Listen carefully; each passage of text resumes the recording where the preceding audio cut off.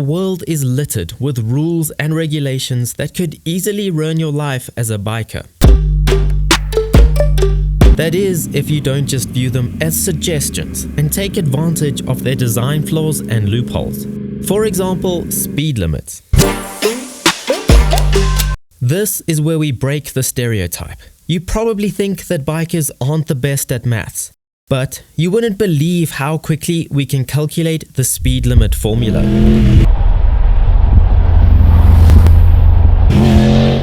What is the speed limit formula, you ask? Well, you see these speed limit signs? They're just a suggestion for bikers. We take the displayed number. Now square it, multiply it by 1, take the square root of that, double it, and add 20. Okay, yes, it is just doubling it and adding 20. But we promise we can do it really quickly.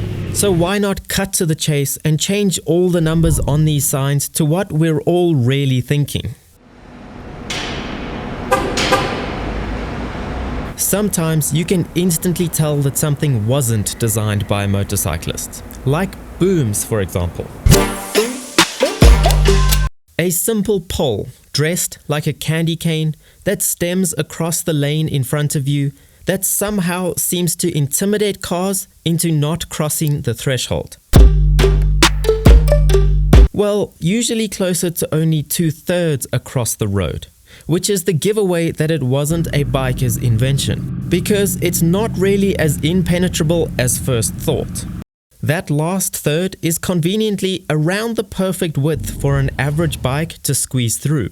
Not to mention, it's pretty difficult to take something that's dressed this way seriously. Hence why we only pay them respect on the way in to the parking garage. By collecting a ticket on the way in, we appear to be polite and eliminate the chance of being stuck if for some reason we can't fit past the exit boom. But the way out is a different story, because why should we have to pay when we didn't even take up a parking space? Enter the third suggestion, parking bays. You might think bikers could relate to two white lines parallel to each other, at least bikers from Sons of Anarchy. But to the average biker, parking bay lines just resemble boundaries to contain us.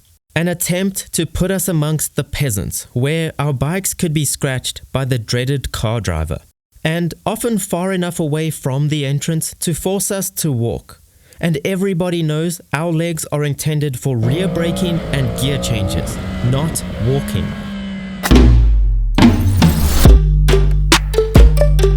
That's why we avoid the painted cages and head straight for the doorway parking. It eliminates all our worries and benefits you, the shopper. You finally get some eye candy to stare at when walking in or out of the store, making your shopping experience far more enjoyable. This mistake of walking is pretty common too. Insert pedestrian walkways, roads for the athletic, safe zones for the wheelless, or motorcycle width highways to the land of the unexplored areas. They were never actually intended for pedestrian use. They're aimed directly at the motorcycle public because they're usually a lot more fun than a boring stretch of road, where your abilities can be challenged and you can get ahead of a few cars. More often than not, they also lead to a great place for a spur-of-the-moment motorcycle photo shoot.